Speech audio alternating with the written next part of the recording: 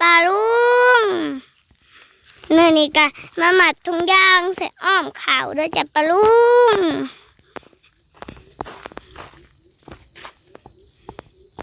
เพื่อจะออกซิกรีดเต็มตีนอยู่ข้างจิต้ม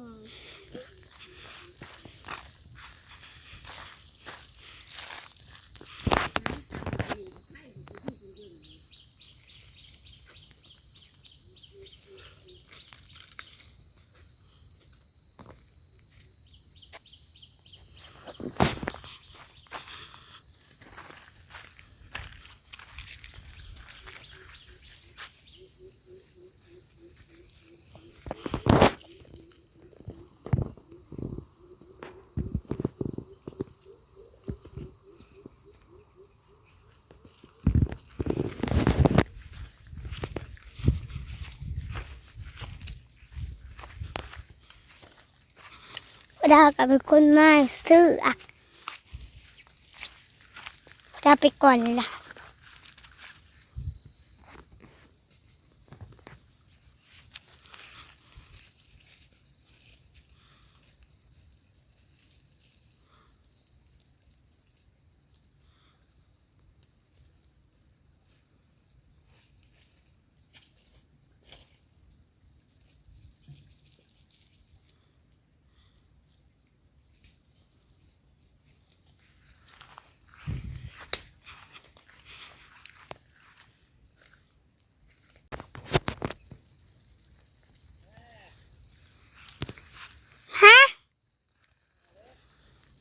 ดูแลอันไม่เท่าอันนี้พวกเรามาเสือกปะเอาเสือกมาต่อเลยไม่เท่า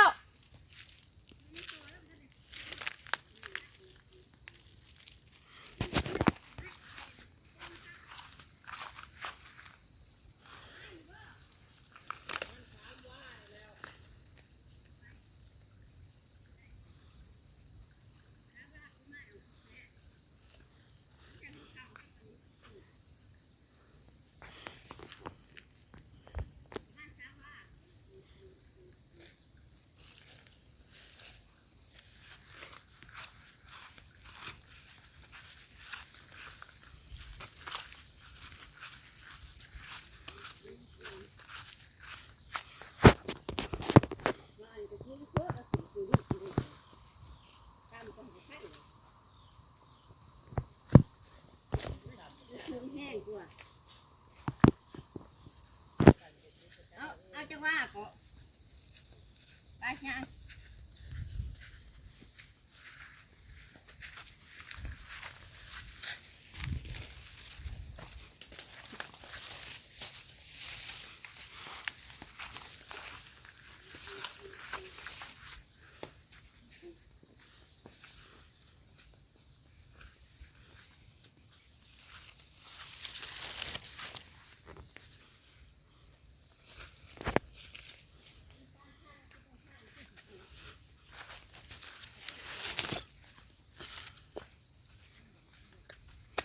นี่ฮะกัน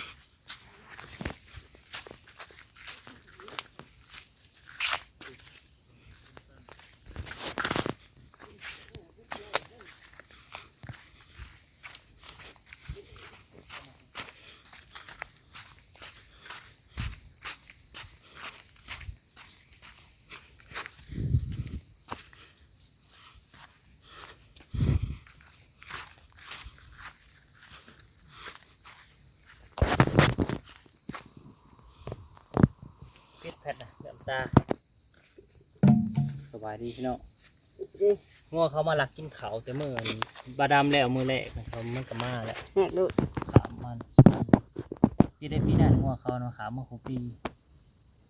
ถอนเบิดดามแล้วก็เขามาถอนเบิดหนึ่งเบิดแล้วมันเองมันเชือกแล้วก็ผูกพงยางไว้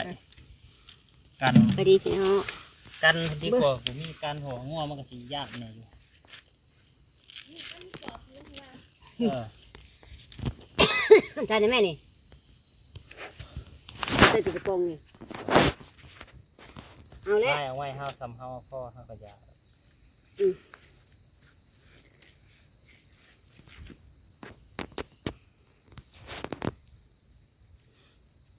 เด็กเวลี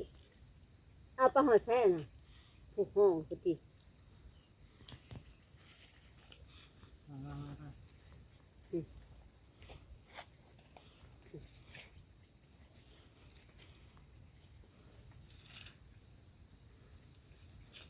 ทำหน่อยเพิ่มก็ทำหน่อยดึงจะถึงมันตกออกเช้าแล้วมันก็ดีเอาบ่ เหือห้าปูที่ตัว ของที่ไหน เต็มไปแบบทะเล อาหาร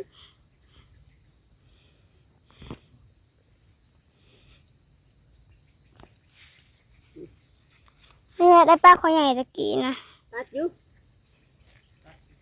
ตัดบ่บ่นี่พ่อบ่จักป่ะมึงสินี่เอาไปเองคือกูยาปลากูยามันตกสูงเอาใส่หัวเข่ามันเข่งขึ้นเหงื่อเนาะ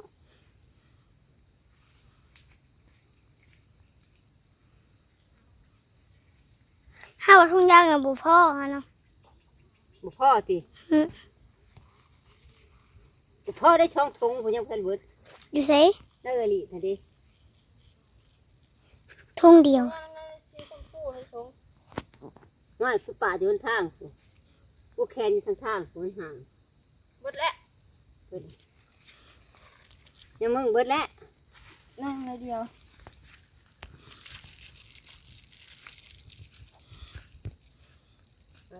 ได้หานาที คือไรบ่ ได้6 นาทีจ้ะ แล้วแหละ มา หมดแล้วหมดแล้ว งัวเขามากินหน่อยก็จำเป็นต้องกันไว้คณะวิทย์ยามดำหน้าแรกเขาก็เลี้ยงเนี่ยอยู่ดอกแต่ว่าเขาก็คนโบราณว่าแหละบ่จักงัวบ่จักควายเนาะจักอยากดำหน้างัวเห็นแต่เห็นนี่แหละถ้าพังหัวไก่ๆเนี่ยกันว่ากันไว้ก็ยังว่ามันแนมเห็นมันก็ขี้ยานแน่ เป็นยังมันเกิดเองมันลงมา อ๋อมันก็เกิดมาจากท้องแมวนั่นแหละมันสิเกิดมาได้ แม่เอาเกิดมาใส่ ทีแรกแกพายแล้วปั่นเอาขี้ดินโพนปั่นแล้วก็เสกให้มันเป็นงัว คนด้วยค่ะ คนเกิดจากลิงกลายพันธุ์เพิ่นปั้นแล้วเพิ่นกระเสกเนี่ยงัวน่ะเพิ่นปั้นจากดินโพนกล้วยปั้นจากเทียนเพิง ไม่ให้บอกกระแดดมันเสื่อม เทียนเพิงถ้ามันถือแดดมันเปื่อยแล้วกล้วยคือการถือแดดมันก็ตายถือแดด ดินโคตรมัน งัวดินโพนถือแดดกันเฉย มีเงินตายอีกที ไม่ได้ไม่ได้ทำอะไรไม่เออสดา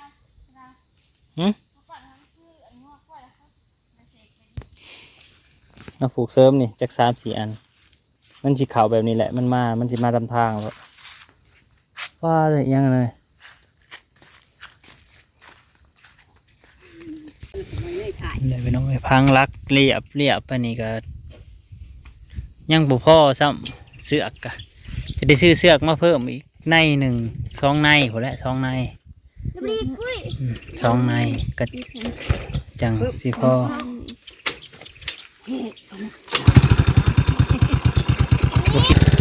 สอดกันเมื่อเบิดเลยจับปลาลุงบาดนี่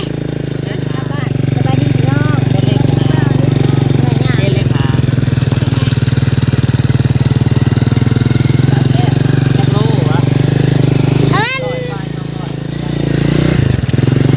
เดินทางกับเมื่อ จะสร้างกับบ้านกับเพื่อนเลย เ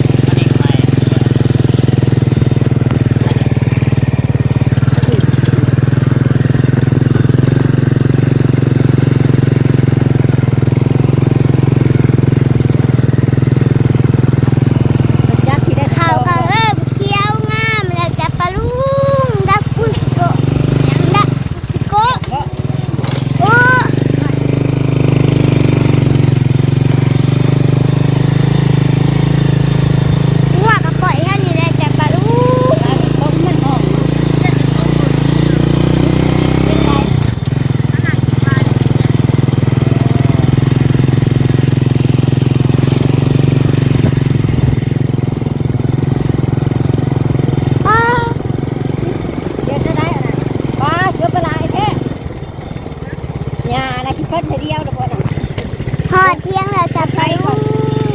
จัดไอ้ลิศ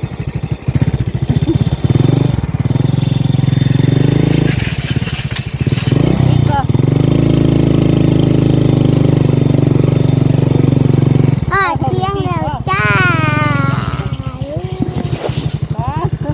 อ้อยเห็ดแล้วบาดแบกไปเลยมันลายหญ้าลายดีแล้วเนาะ วันนี้เขาก็เอาไม่ดีอย่างนี้ อ๋อนักเติบบ่นี่นะ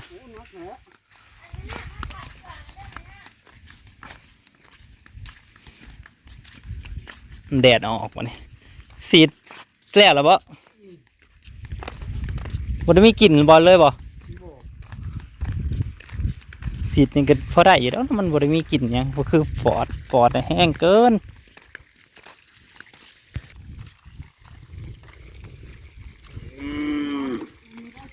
ฮะ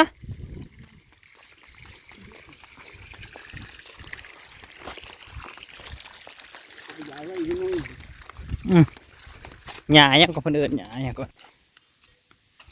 มาเด้อสู้กินหญ้าเด้อ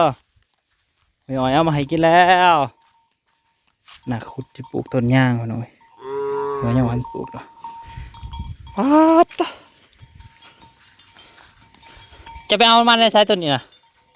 ไปทางกันในไซต้นนี้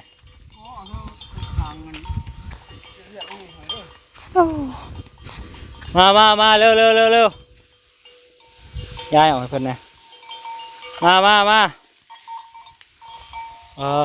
เถอะคุ้มสิปลูกต้นย่างประมาณ15 ขุมถ้าลงห่วยเห็นเบี้ยย่างก็เอามาให้เด้อเบี้ยย่างเบี้ยน้อยก็ได้บ่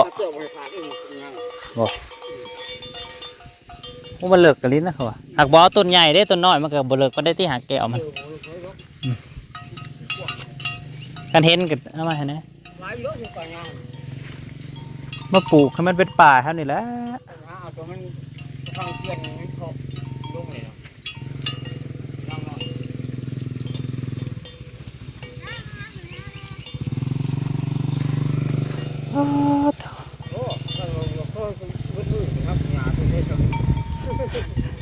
บนมือยังบ่เทนะบ่ได้เหรอวันนี้เผื่อมันสีเขียวเนาะมันก็หัวโอ้หญ้าลายลีแถวเดินถ้าสมมุติเฮามาว่าเนี่ยมันก็สิติดอยู่บ่เป็นอยู่บ่เป็นน่ะบ่ค่อยงามคือแบบนั้นเนาะอันนี้มันหญ้าเกิดเองแต่ว่ามาเกิดไปตามป่าอ้อยตามหยังปีแรกเกิดต้นหนึ่งปีต่อไปเป็นป่าโอ้ย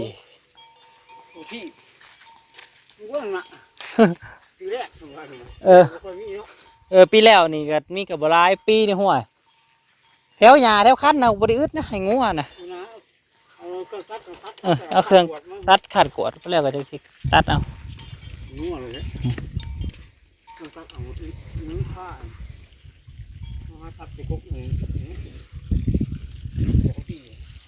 บอกกันใหม่กันหน่อยขอบคุณหลายที่มารับชมเด้อ